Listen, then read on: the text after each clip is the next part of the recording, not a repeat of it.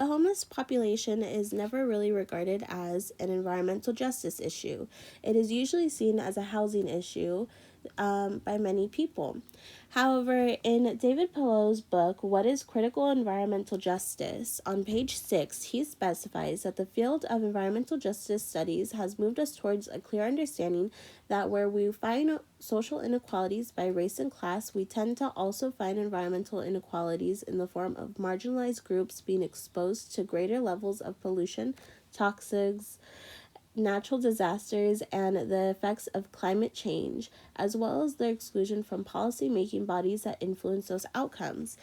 This definition perfectly fits the homeless population, as they do not really get a voice in most policy-making things, and they're usually pushed to the side and ignored.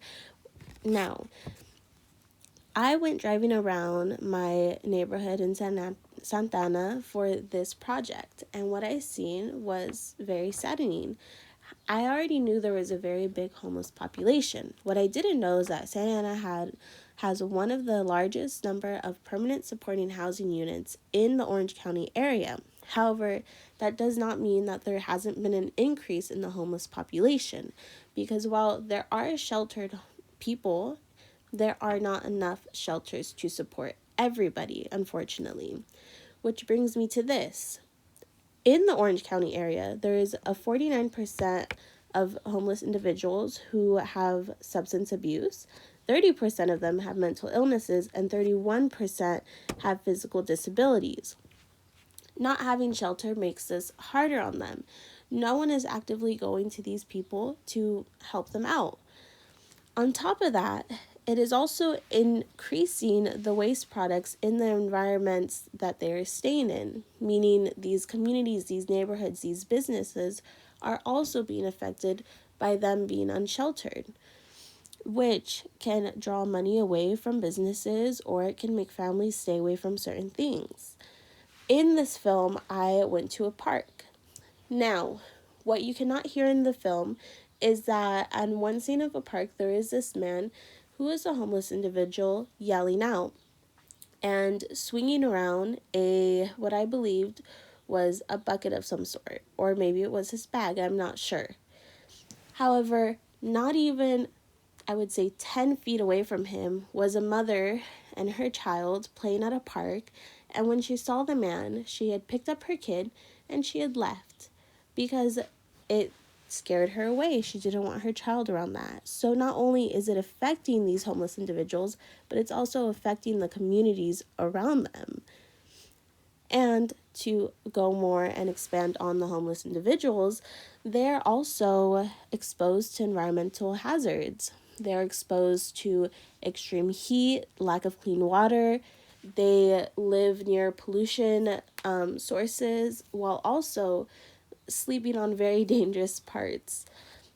In this video, I took clips of a lot of people who were homeless individuals, and they were sleeping on bus benches, which is not very safe at all because, a car could have an accident, could lose control, and unfortunately that right there could cost them their lives.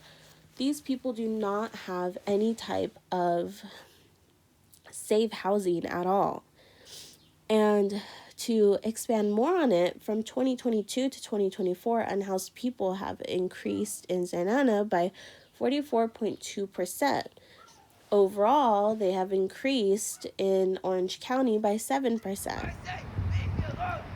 And to specify more on the population increased to a 71% exactly, which is a lot of people in the area losing housing and also not having somewhere stable and supportive to go to. Now, to take action, I would like to say that we need to have more grassroots communities coming out to support these people, to find them housing, to build sheltering. With economy prices going up right now, there's no say how many more people will become homeless. We need people to go out there and talk and help. If you see somebody homeless on the streets and you have the money or the time of day, Go get them a case of water. Even doing something as simple as that can help them out, and it can help them just get started and get off the ground a little bit. It is something as simple as that.